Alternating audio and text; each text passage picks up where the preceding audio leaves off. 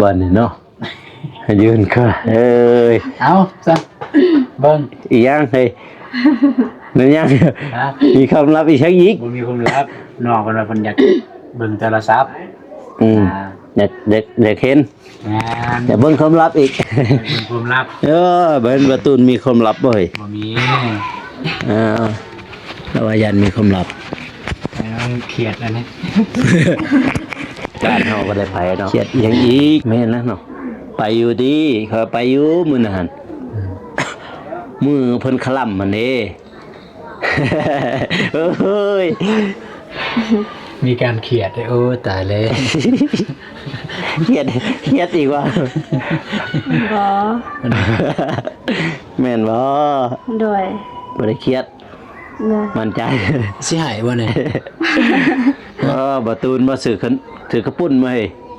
โดยบ่ตูนซื้อกระปุ้นมาบ่ทันมีตู้เย็นเนาะประเภทคือแบบพี่น้องเคยกินแบบพี่น้องเคยให้ของกินพี่น้องก็เคยปะไว้ก็คืออย่างปลาทูที่ไอโกซื้อมื้อนั้นมื้อที่กำลังเฮ็ดเทือนใหม่เด้ก็ซื้อนั่นก็ซื้อหลายโตอยู่แต่เสียดายหมดเพราะว่าน้องก็เอามื้อไว้ให้กินมื้ออื่นประมาณนี้ก็เอาไปไว้อยู่3พอดีตื่นเช้ามามืดแมวจัดการมืดไปไว้อยู่มองตู้อันนั้นก็บ่เรืออันนี้คือกันไว้อยู่มองนี้บ่เรือคือกันอันนี้เพิ่นเฮ็ดเบิ่งเบิ่งน้องพี่น้องบ่าวตูนแล้วก็น้องบองบ่าวกูพี่น้องก็สิได้กินข้าวพร้อมพานพี่น้องเนาะเป็นครั้งแรกเลยที่ได้กินข้าวอยู่เฮือนน้องบองเนาะพี่น้องแต่ว่าตอนเพิ่นขึ้นบ้านก็บ่ได้กินนะพี่น้องเนาะวันนี้ก็ได้ซื้อแนวกินมาเนาะก็มากินข้าวอยู่เฮือนเพิ่นนี่แหละพี่น้องเนาะตกก็ค่ำพี่น้องเนาะได้ก็เสียน้องบองเพิ่นไปหาน้องอำพรพี่น้องเนาะแล้วก็เอิ้นเพิ่นมานี่แล้วก็สิเซอร์ไพรส์พี่น้องนะสิบ่าวกูสิเซอร์ไพรส์น้องอำพรนำพี่น้องเนาะมีหยังก็ไปเบิ่ง EP ต่อไปนำพี่น้องเนาะก็อวยพร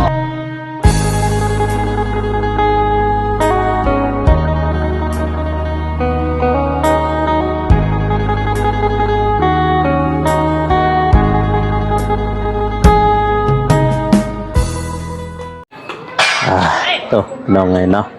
เปิดภาพมาก็อยู่ที่บ้านน้องบองนะพี่น้องเนาะ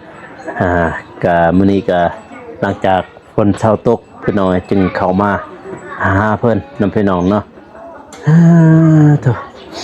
ฝนก็บ่หยุดบ่เช้าพี่น้องฝนตกเลยอยู่เนาะพี่น้องทางนี้เนาะเห็นบ่ทางหลังนี่บรรยากาศทางบ้านน้องบองพี่น้องก็มาถ่ายบรรยากาศให้พ่อแม่พี่น้องได้เบิ่งแล้วก็มาอัปเดตข่าวสารทางผู้ใหญ่ใจบุญเพิ่นอยากเห็นอยากฮู้นำพี่น้องเนาะความฮักที่ว่าหวานแววเนาะพี่น้องเนาะ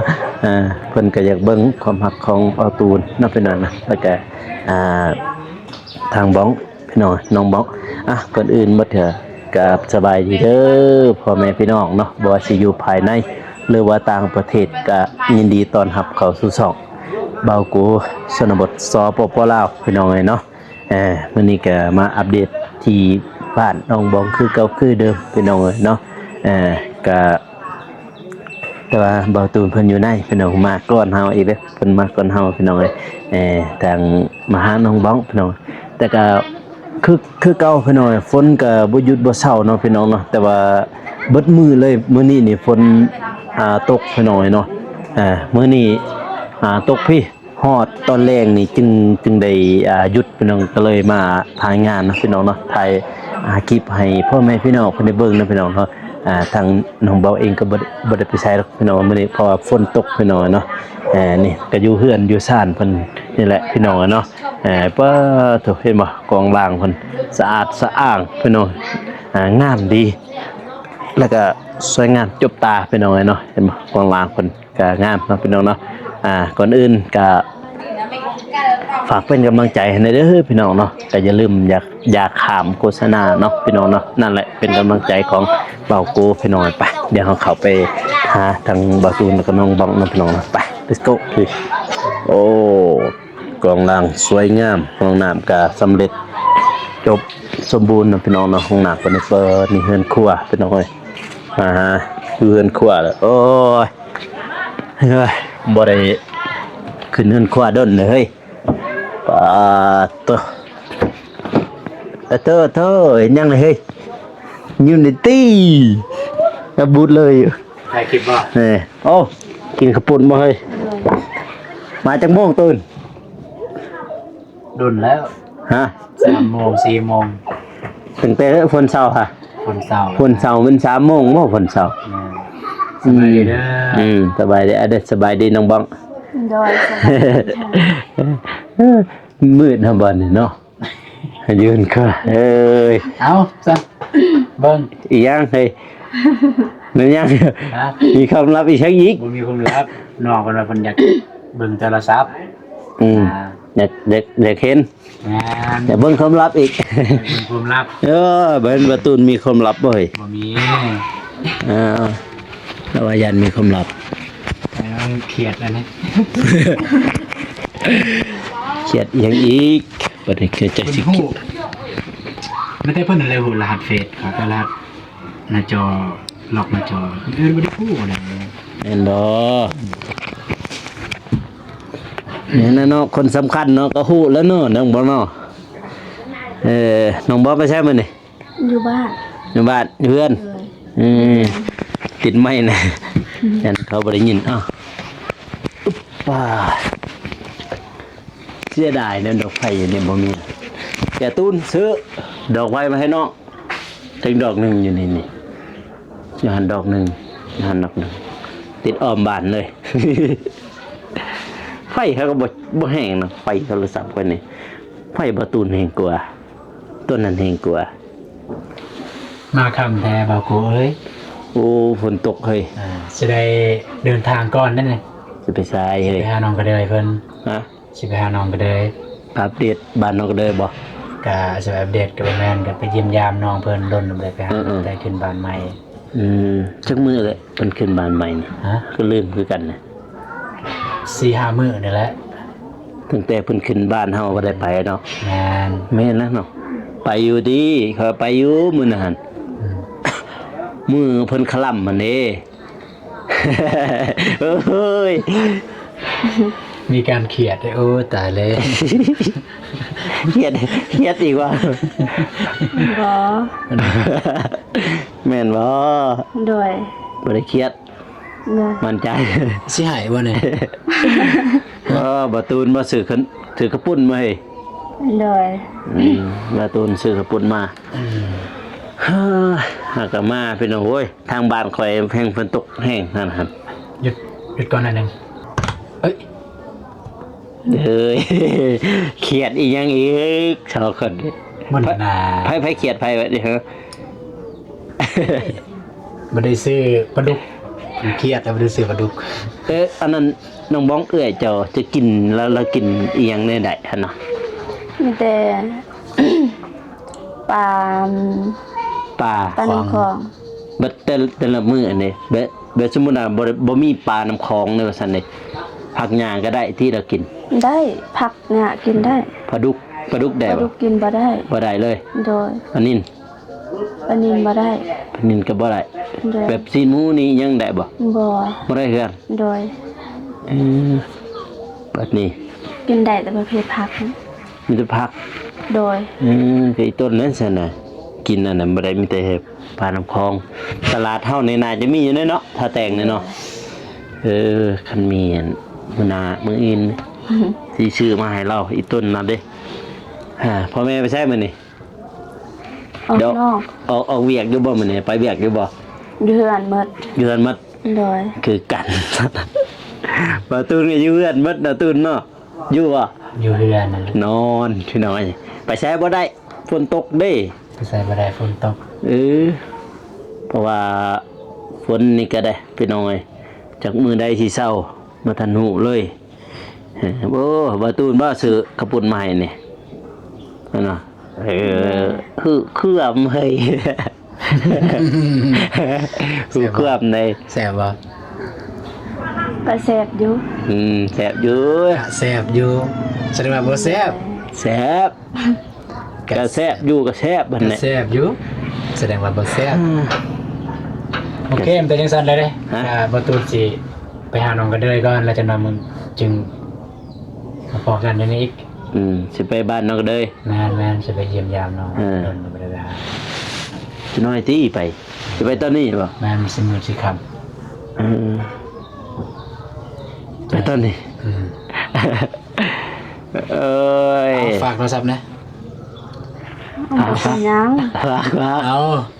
บ่เป็นหยัง เอาไปซาก คำลับลายมาจัก บ่มีใส่ซาก เอาถือ บ่เป็นหยัง อ่าน เกลียดเลย เนาะ บ่ตูนนี่ โอเค แต่สิได้ไปกับน้องกันเด้อก่อนเราจะน่าสิบาย โอเคซะนะแล้วก็จะมาเจอกันอยู่นี่อีกสิจะได้เฮ้ยง้อได้ตี้เกลียด เครียดบ่ บ่ แม่นบ่ว่าเฒ่าเลยโอ้ยเด้อ เอ้ยเอายินซั่นนะเดี๋ยวสิไปเดี๋ยวก็มาเจอกันอยู่นี่นะ ด้วยมันจะ ไปหาน้องเพิ่นนั่นนึงแล้วก็จะน่าจึงมาอีก กลับมานี่ ถึงกลับมานี้ เด้อ มาบางทีก็ถ้าบ่ค่ำก็สิไปหันคือกัน โอเคไปเด้อไปมาฉันเจอกันอีก เด้อบ่าวตูนเพิ่นสิไปบ้านน้องก็เดยพี่น้อย ไปก่อนเด้ โดย ได้มาอีก โดย ว่าติบ่เครียดสิว่าติ ไปพี่น้อยบ่าวตูนเพิ่นสิไปบ้านน้องก็เดยโอ้ย FC เพิ่นฮู้เด้น้องบอกเครียดเด้ โอ้ยเบิ่นนี่พี่น้อยโอ้ไปแล้วทางเพิ่นพี่น้อยฝนตกพี่น้อยทางบ่าวตูนกับบ่าวบ่ได้บ่าวกูก็บ่ได้ไปไสคือกันอยู่เฮือนนะอยู่เฮือนนี่พี่ๆเบิ่งกล้องพี่ยังคิดอีชักเนี่ย โดยนี่นำบ่ ใจลอยแล้วใจลอยแล้ว บ่ เราใจลอยแล้วประมาณจักโมงบ่าวตูนละมาเนี่ย ประมาณจักโมงบ่าวตูนละมาเนี่ย 4 โมงจะหน่อยหรือบ่ บ่าวตูนละมานี่นะจักโมง 4 โมง 4 โมงค่อยตื่น3 โมงว่าสิไปตั้งแต่พุ่นแหละเที่ยงพุ่นแหละแต่โอ้ฝนตกแห้งฝนตกบ่หยุดบ่เซาทางนั้นหอบดึกหอบค่ำหอบเย็นพี่น้องเนาะนึ่งข้าวนึ่งน้ำหรอบ่ นึ่งแล้ว ข้าวลายอยู่บ่ล่ะ ว่าสิมาขอกินข้าวได้มื้อนี้ ได้ ว่าสิมาขอกินข้าวน้องบ้องเด้อพี่น้องเด้อมื้อนี้นะพี่น้องเนาะว่าสิขอกินข้าวเพิ่นจังมีอยู่ว่าแหละ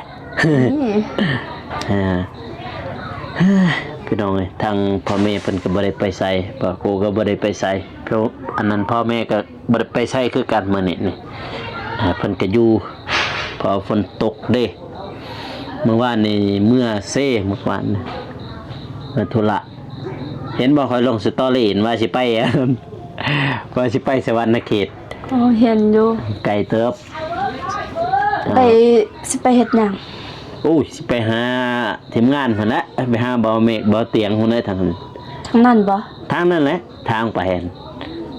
จากบ่อนข่อยถ่ายหั่นดิยัง200ไปหลักก็สิฮอดมันน่าจะฮอด200เพื่อสิฮอดสวรรณเขต มื้อนี้เดี๋ยวบ่ได้ไปใส่บ่ มื้อนี้บ่ โดย บ่ได้ไปใช้อยู่เฮือนคือกันพี่น้องฝนตก บ่ได้ถ่ายคลิปเลยบ่ บ่ได้ไปใช้นะบ่ได้ถ่ายคลิปนี่ห่างกันมานี่แหละฝนเช้านี่แหละเช้าแต่3 โมงหั่นแหละตอนนั้นน่ะเช้าหั่นฝนหยุดก็เลยมาวันนี้มาหาทางนี้ก่อนมาอัปเดตแต่ว่าบ่าวน้องเห็นเราไปอันนั้นบ่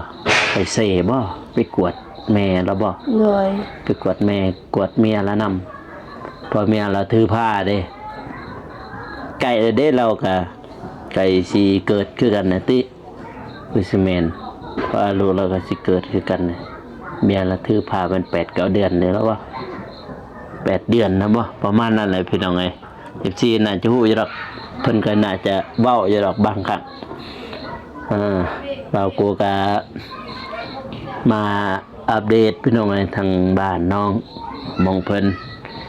เพิ่นก็บ่ได้ไปใช้ดอกกาแฟก็แล้วเนาะ โดย ว่าสิไปเก็บกาแฟบาตูนกับฝนตกแต่ว่ากาแฟบาตูนนี่ยังอยู่น่าจะเบิ่ง ได้ถามนะอยู่บ่กาแฟครับ ประเภทไป กาแฟบาตูนนั่นยังตีกาแฟเรา ยังอยู่ ยังลายอยู่ดอกกาแฟเรามื้อนั้นเห็นบ่เราไปเบิ่งที่ดินเห็นบ่มื้อนั้นเฮาเก็บกาแฟครับ โด คอย ยมื้อนั้นเมื่อแต่นั้นโอ้ยจนเป็นหวัดพุ่นได้ตากฝน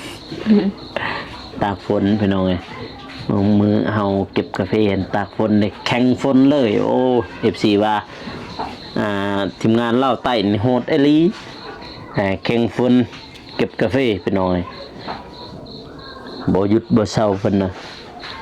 ฝนนี่ก็จากมื้อใดเพราะว่าน่าจะแม่นพายุเข้าเต้ยทางนี้นี่พายุก็อันนี้เลยอยู่น้องอำพรนี่อยู่เฮือนบ่ อยู่ ได้คุยกับเราอยู่บ่ได้ล่มกันอยู่บ่ มื้อนี้บ่ เออ ก็ได้คุยกันอยู่ แล้วน่าจะอยู่เฮือนนะเนาะ โดย เพราะว่าเฮือนน้องอำพรกับเฮือนน้องบองนี่ก็ไกลกันพี่น้องเอ้ย โด เนาะ ย ประมาณได้บ่50 เมตรนี่ประมาณนั่นแหละ50 เมตรน่าจะฮอดดอกเฮือนเพราะว่าบ้านเดียวกันเด้พี่น้องเด้ฮอดกวนเฮาก็ฮอดแล้วพ่อแม่ก็อยู่ที่มื้อนี้นี่ อยู่ เราก็อยู่เฮือนพี่น้องเราบ่ได้ไปใส่พอมันก็อยู่เบิดนั่นแหละ โดยฝนตก ฝนตกเด้ทั้งบ้านฝั่งไทยหรือว่าทางต่างประเทศฝนตกบ่น้อทางนั้นถ้าว่าฝนกับคอมเมนต์มาได้เด้อพี่น้องเด้ออันนี้ก็บ่ฮู้คือกันว่าฝนตกบ่ทางผู้ใหญ่ปานนั้นทางนี้อันตกบ่หยุดบ่เช้าอยู่เบิ่งทางเวียดนามข่าวเวียดนามพาดโตประเทศเวียดนามอันนั้นน้ำท่วมแหละใจตนเขาเจ้าอีหลีเห็นอยู่บ่ข่าวนะ ข้าวหยัง ข่าวเวียดนามน้ำท่วมมัน บ่ เห็นมังตะกี้นี่ว่าอยู่เวียดนามน้ำท่วมเปิดตกแต่สงสารเขาแห้งฝากเป็นกำลังใจให้เขาเจ้าและพี่น้องเอ้ยเวียดนามบ้านไก่ประเทศที่ไก่พี่น้องนะทางเวียดนามไฟก็มอดเบิดเลยนี่ ดังไฟรู้หนาว ดังไฟมันหนาวมันหนาว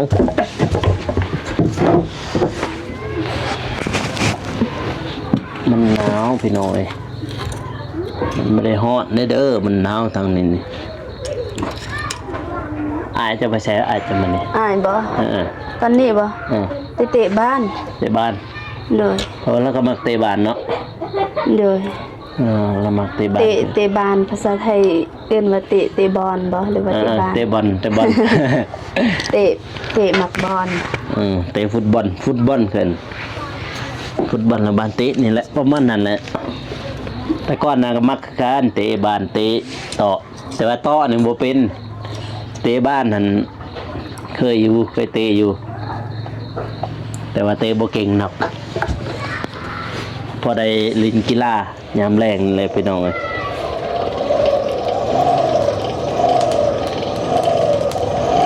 เข้ามาบ่ได้เฮ็ดไป จักดิ เป็นน้ำปลาเต็มบ่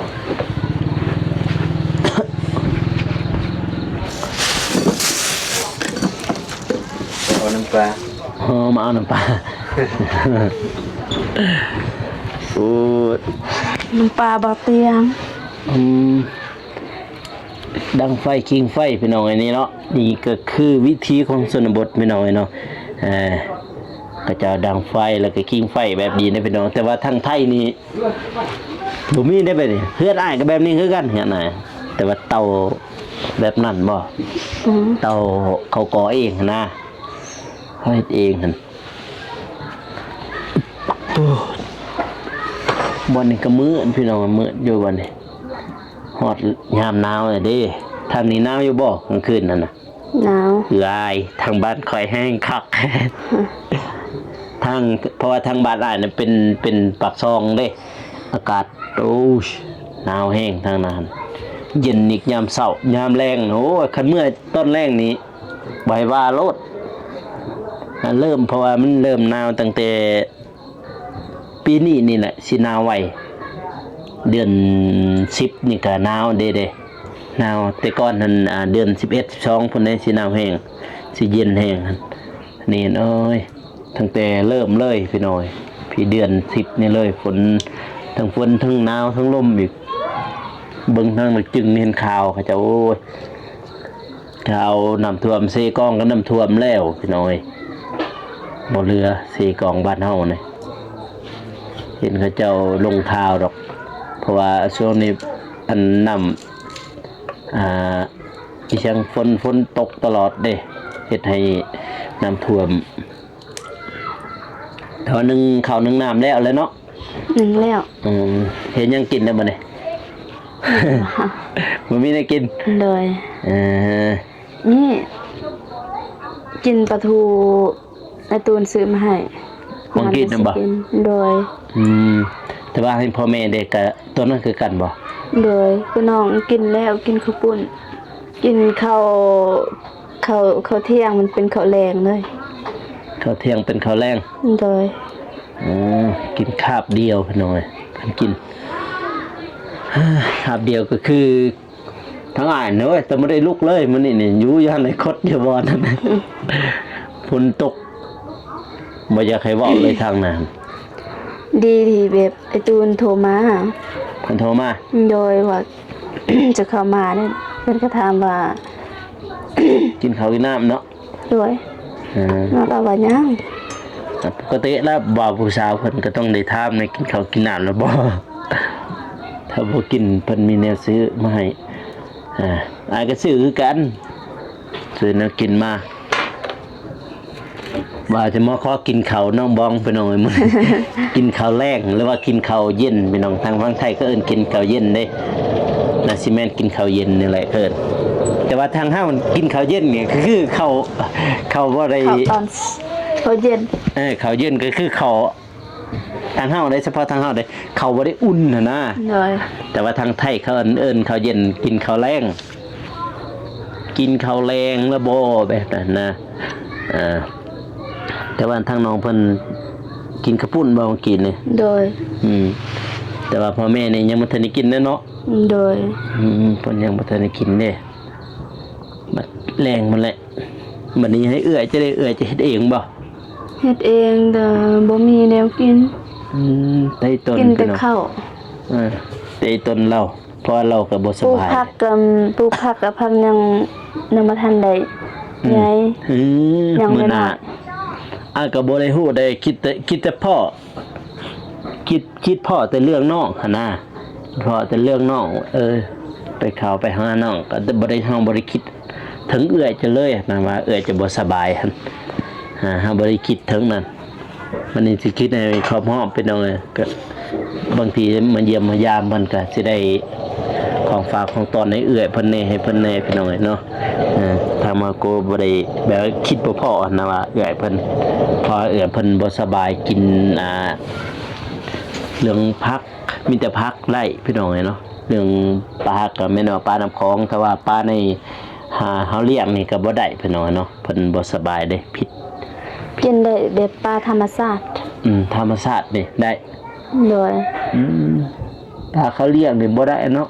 ปลาเขาเลี้ยงนี่ โดย ปลาเขาจะเลี้ยงบ่ได้พี่น้องมีแต่ปลาธรรมชาตินี่ได้อยู่เฮ้ยว่าเรื่องฟ้าเรื่องฝนก็บ่แลกพี่น้อยบ่ทั่วอยู่ทางฝั่งไทยจะตกบ่ทางนี้หั่น มื้ออื่นนี่ย่างบ่ฝนตก ก็ดีตามเห็นเขาจะข้าวหั่นแม่นว่าฮอดที่28 มื้อนี้ แต่วันนี้29แล้วนี่ถ้าเบิ่งเบิดเดือนนี่เดือน10นี่ เดือน10คือไวแท้น้องคิดยังเดือนเก่าอีก โอ้จนสิฮอดเดือน11แล้วแพงนี่ เดือน11 นี่ก็วันที่ เดือน11เดือน29แล้วเด้นี่คันบ่นี่คันบ่ไกลนี่สิชวนเพิ่นจะไปเกี่ยวข้าวข่อยคันฝนบ่ตก 12 เขาสิชวนเขาจะไปเกี่ยวเขาไปบ่กันไหนชวนไปเกี่ยวเขาน้องก็อยากไปอยู่ไปเบิ่งแบบวิวธรรมชาติที่บ้านลิเจียงบ่แม่นลิเจียงโดยเคยไปบ่ทางเนาะเคยไปแต่ผ่านๆเคยไปแต่ผ่านๆตามเส้นทางขี่รถแบบไปรับจ้างอยู่อ๋อแถวบริษัทหั่นบ่โดยแต่ก็บ่เคยแบบลงแล้วก็เข้าไปในบ้านลิเจียงบ่เคยแต่ว่าบ้านอ้ายก็แคมทางคือกันเนาะบ่ได้เป็นแถวขายทานท่านแหละบ้านแถวขายทานแต่ว่าตัวลิเจียงแท้มันอยู่ลุมพี่อีกมันมีลิเจียงเก่าลิเจียงใหม่นี่เขาจะเอิ้นแต่ว่าอยู่ลิเจียงเปิกอายุนเป็นลิเจียงใหม่ลิเจียงเก่ามันอยู่ลุมแถวเฮียนปฐมค่ะเท่านั้นแหละแถวโค้งๆนั่นแหละบ้านเขามันสิเข้าไปในแต่ว่าชนเผ่าอีสังน่ะเนาะโหลืมมือกันลิเจียงสวยบ่ถ้ามันสวยกับประตูนี่แหละประมาณนั้นแหละภาษาเขาเจ้าอ่านแต่กว่าก็บ่ฮู้ดอกภาษาข้างเพราะว่าทางนั้น มีหลายชนเผ่าเด้ทางปากซองมีชนเผ่าละเวนชนเผ่าบรุบ่อีช่างนะจะบรุนี่แหละมีหลายชนเผ่าทางนั้นทางปากซองพี่น้องปากซองบริเวณแต่ว่าอากาศนี่อยากว่าทางอาหารอย่าไว้ซ้ำๆกับดักจึงนี่แหละอากาศหนาวน้ำหมอกลงทางนั้นทุกเช้าลงหัน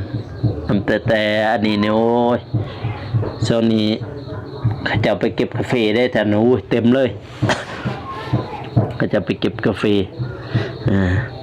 เขารับจ้างเลยพี่น้องเขามาโอ้ยอยู่เฮือนเต็มเลยอยู่เฮือนหันพี่น้องเขามาเต็มเพราะว่าเขามาแต่บุญแต่บ้านเนี่ยเป็นอันนั้นพี่น้องมันมีพี่น้องพวกเขาเองนี่แล้วก็ต่อกันเลยนะหลายเจ้าเขาจะมานอนพักเขาลุกตั้งแต่เช้า3 โมงเช้าเขาลุกแล้วกับ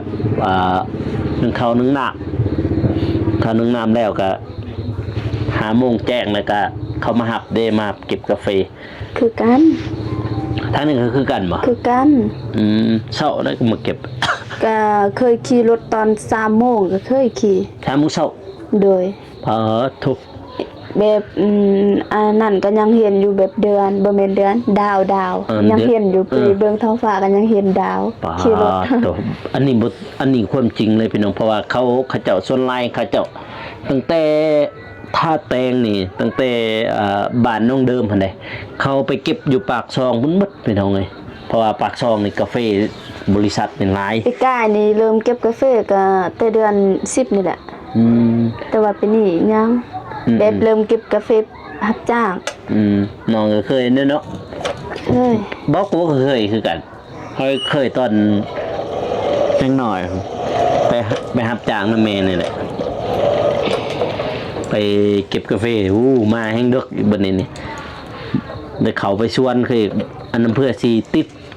กาแฟอีกเพื่อสิเมื่อยเพื่อสิได้เงินอีกโอ้แห้งหลายตอนนั้นสนละมุนแห้ง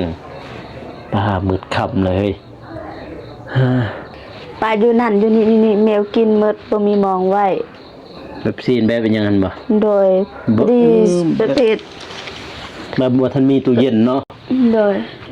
ประเภทคือแบบพี่น้องเคยกินแบบพี่น้องเคยให้คนกินพี่น้องก็เคยปะไว้ก็คืออย่างปลาทู่ที่ไอโกซื้อมื้อนั่นมื้อที่กำลังเฮ็ดเทือนใหม่เด้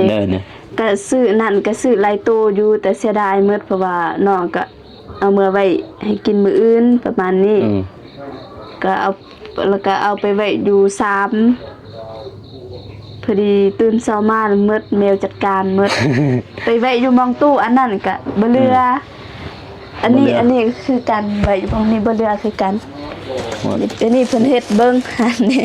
มุนบดพี่น้องแมวเด้อป้าแมวจัดการบ่เหลือไว้ซิมอยู่นี่ก็บ่ได้แมวเฮ็ดอันนั้นทางน้องบองเราบ่ทันได้มีตู้เย็นพี่น้องหรือว่าตู้แช่เนาะพี่น้องนะเพิ่นยังบ่ทันมี ก็ได้มาหั่น บ่าวง อ้ายผู้วง ผู้วงมาไปดองไงก็มานั่นเนาะพี่น้องเนาะทางบ่าวกูเองก็บ่มีหยังมาอัปเดตข่าวสารพี่น้องเนาะขึ้นมาเฮ้ยสวัสดี สบายดีเด้อ โอ้ยไปเข้า สบายดีเด้อ ว่าแต่เฮาเด้อเฮ้ยผู้หนึงไปหุ่นแล้ว ไปล่ะ ปานแววเพิ่นแหละ โอ้มันก็คนมาบ่ ฝัน โอ้เจ้าไปขู่เนาะอ้าวโอ้คักแล้วบ่กูทั้งพวกนั้น มาแต่แท้นี่ โอ้ยพวกเดือกเบียกมาบ่กูโอ้ย เราเลิกเวียก โอ้ยมื้อหลายมื้อ ไง เบิดมื้อเจอแต่เบียกหนักหลายส่วนนี้ยุงหลายบ่กูเอ้ย พวกเดือกมากก็เลยว่าอยากมาเยี่ยมยามน้องเพิ่นว่าเป็นจังได๋ หันถอย เห็นว่าหวานใจเพิ่นมาเยี่ยมยามตลอดช่วงนี้ว้าวไปอิจฉาบ่ทิมเนาะบ่กูเนาะยินดีนำน้องหั่นแหละครับ เพิ่นก็มาดีนี่เพิ่นไปพุ่นติ ว่า ไปเฮือนน้องกระเดยไปอัปเดตข่าวสารเบิ่งนั่นไปหาน้องกระเดยอยู่บ้านนั่นแหละเพราะว่าแต่ขึ้นไปหั่นบ่ทันไปเด้เพิ่นบ่ทันไปหาก็ไปในตอนนี้ ผมขอมันคือบ่ไหลขอจะเปิดแฟลชคือบ่โกงคือบ่ไหลเป็นยังไง มันก็ได้อีติ บ่ไหลนะบ่โกจีจะโจ้ก่อนดิให้คิดยาวมันบอกว่า โอ้อันนี้ก็บ่มีหยังเล่นนี่นั่งเฝ้ากันกับน้องบองนี่เพิ่นกินข้าวปุ้นเด้อย่างนี้เอาลูก ไม่ใช่อะไรนะลูกมานำบ่มานำอะไรแต่ว่ามันอะไรโอ้มาลูกมานี่ก็จะมาถ่ายคลิปนำเลยเนาะบ่เป็นที่ ไปใช่ลูก นี่ขี่รถไปมาน้องพอมาน้องพอนี่เนี่ย จักปีแล้วน่ะ ก็ตีดสบายดีบ้างสบายดี จะได้เป็นวะ สบายดีจ้ะสบายดีพี่น้องเลยพี่ จักปีเลยจักเดือนน่ะ 3 ปี เฮียนก็ได้ เทียนอนุบาลอนุบาล3จะว่าได้ติสบาย ส ดี บายดีเด้อ สบายดีบ่ปู่ จักคนน่ะลูกนี่ 3คนน่ะบ่ปู่ 3คน แม่นผู้นี้ผู้กลาง ผู้นี้ผู้กลาง แม่น ผู้กก ผู้ก ผู้มื้อนั้นบ่ แม่นผู้กบ่นั้น เ 6 ปีไป7 ปี มาค่ำพี่น้องเบากูก็มาค่ำคือกันมาเฮ็ดน้องบองนี่เพราะว่าฝนตกเด้เบาผู้วงไปแซ่มื้อนี่ บ่ได้ไปไสมีแต่ไปเบียดทางการนั่นแหละเลิกเบียดมาค่ำแน่5 โมงมา แค่นี้เพิ่นยังไปเบียกได้ค่อยนอนบ่ได้ไปใช้มื้อนี้นี่ฝนตกเด้บ่ได้ไปใช้ติดตามอยู่ว่าโกคักนะคน นอนเฮือนน่ะเด้อบ่ได้ไปใช้ฝนตกเด้ทางโอ้ยทางบ้านก็แห้งคักฝนแห้งตกแห้งนั่นน่ะนี่เฮือนครัวโอ้กระโพดเพิ่นนี่ ไว้เฮ็ดแนว ไปเฮ็ดแนวบ่ เลย นี่คือกันแน่นั่นนี่แหละเขาจะปะแบบนี้เลยพี่น้องเห็นบ่โพดหอดแล้วดูแล้วแม่นว่าเจียมไปปลูกไปฟังไปหน่อยเสียดายเนาะน้องบองเนาะบ่มีตู้เย็นเนาะบ่มีตู้แช่ไปหน่อยปลาเครื่องปลาของอาหารสุกก็บ่ได้ยันแมวอาหารแมวชัดๆตัวนั้น แมวปลาแล้วก็แมวในหมู่บ้านนั่นแหละ บ่ว่าแต่แมวไผดอก ว่าวัด บ่ชนแนะมาเบิดแนะอันแมวแห่งดังดีอีกกินดังแห่งคักคัน มันได้ยินอันอยู่ไสมันก็ไปหาอยู่หั่นโลดแมวหั่นเพราะสิปะอาหารสุกนี่ยากพี่น้องเอ้ยทางนี้เพราะว่าเพิ่นบ่มีตู้เย็นหรือว่าตู้แช่หั่นตู้ใส่อาหารหั่นกินแล้วก็บ่เบิดก็ยากจักสิไปใส่เพิ่นจะน้อยเอาแมวลงมา2ทั้งอย่างนั่นแหละจักคนก็บ่จักที่คนเอาไป ลักเอาไปก็บ่ฮู้คือกันถ้าว่าปลาอยู่ตู้เย็นหรือว่าตู้แซนก็สบายแน่จักหน่อยนึงพี่น้องเอ้ย ได้เอาเลยบ่ ฮะตัวนั้นบ่ เลย ยังแนะอยู่กับตารถข่อยซื้อแนวกินมาอยู่กับตารถบัดนี้พอดีแล้วให้พวกบ่าวผู้วงกินข้าวนำอยู่นี่ เลย เนาะนั่งกินข้าว กินมากเลย กินข้าวนะ กินแหละ แม่น มาขอข้าวน้องบองกินได้มั้ยนี่ขอข้าวกินเนาะ ได้ต้องบอกแล้วเพิ่นว่าจะได้นะ จักมีบ่ดึงนี่บ่นี่บ่อยู่นี่บ่แม่นบ่ โอ้ ไล่เขาดูกระติบเขานี่ ไอ้ ก็ น้อง มี บอกไปเอากันได้ไปเอาของกินกันได้ มีอ นี่ก็ ยู่ มี ซื้อมานั่นนี่ เดี๋ยวเราจะไปเอาให้ มีอยู่อันไหนมีอยู่กับประมาณนั้นเนาะพี่น้องเนาะทางบอกกูเองกับมาคำกับบราวาบ่คำนะพูดแหละตั้งแต่ตอน4 โมงคนแหละมาฮอนเนี่ยที่เหลือก็จะได้กินบ่คนป้าอย่างฉันจะได้ว่าไม่ออกไปอีกพอดีพาวุ่นอีกพี่น้ อ๋ อ องเขาปุ้นนี่บ่เป็นยาวแต่ว่าประเภทสิ้นนี่ นะ แมวจะบ่จงลงเลย บ่มีตึกสิปะมงได้เลยบัดนี้นี่หยาเลยเนาะแมวแมวมากินพี่น้องเนาะ สิ้นในช่วงนี้ก็ถ้าสมมุติมีสิ้นมีหยังพี่น้องให้ก็สมมุติจงไว้กินมื้ออื่นเนาะก็เอามาปะไว้ในห้อง เทิงพุ่น โดย เลื่อนเพิ่น ใหญ่ เพิ่นเพราะว่าเพิ่นบ่มีตู้เย็นพี่น้องตู้หรือว่าตู้แช่หั่นลำบากปลาอยู่เพิ่นควรจะว่าแมวมากินเอาพอดีเบิดบ่ได้กินซ้ำคนบ่ได้กินจ้อยก็ประมาณนั้นพี่น้องเนาะทุกพี่น้องเอ้ยมาคำหอบคำแล้วไปดองเนาะปึ๊บบ๊บไปคำมืดแล้วพี่น้องอันนี้จะเป็นไส้เก่าที่เนาะนี่ติห้องน้ำเพิ่นสะอาดสะอาดใบนูอันนี้ดินทรายพี่น้อยเห็นบ่เป็นชอบอยู่คือเห็นในต้นนั่นเนาะพี่น้องเนาะทางกองล่างนั่นนี่กองล่างนี่น้ำท่วมพี่น้องเอ้ยน้ำท่วมพี่คนนี้นี่เพราะว่าน้ำมันอั่งนี่นี่สิน้ำมันอั่งนี่ท่วมมานี่พี่น้องเอ้ยน้ำนี่ก็ได้น่าจะแม่นบ่ไหลที่ปานน่ะถ้ามันไหลก็จะบ่อังหอบคำหนูดิยันฝนตกอีกแล้วมือนี้นี่เพิ่งทรงอยู่ได้สีฝนตกเป็นเอาไงเนาะทางบอกกูเองก็จะได้เดินทางแต่ว่าบัทันได้กลับต่อพี่น้องเนาะก็จะได้กินข้าวอยู่บ้านน้องบองเนาะพี่น้องเนาะมื้อนี้เนาะก็ได้กินข้าวกับน้องอัมพรน้องตูนเมื่อน้องตูนบ่าวตูนแล้วก็น้องบองบ่าวกูพี่น้องก็สิได้กันกินข้าวพร้อมพานพี่น้องเนาะเป็นครั้งแรกเลยที่ได้กินข้าวอยู่เฮือนน้องบองเนาะพี่น้องแต่ว่าตอนเพิ่นขึ้นบ้านก็บ่ได้กินเนาะพี่น้องเนาะวันนี้ก็ได้ซื้อแนวกินมาเนาะก็มากินข้าวอยู่เฮือนเพิ่นนี่แหละพี่น้องเนาะตกก็ค่ำพี่น้องเนาะได้ก็เสียน้องบองเพิ่นไปหาน้องอัมพรพี่น้องเนาะแล้วก็เอิ้นเพิ่นมานี่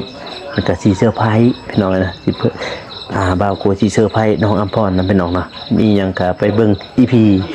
ต่อไปนำพี่น้องเนาะก็อวยพรให้ผู้ใหญ่ทุกท่านเนาะจงมีแต่ความสุขความเจริญเนาะปรารถนาสิ่งใดก็ขอให้ได้สิ่งนั้นให้ได้ดังสมปรารถนานอนรับก็ได้เงินหมื่นตื่นขึ้นมาให้ได้แก้วมณีโคตรทั้งพ่อทั้งแม่เนาะ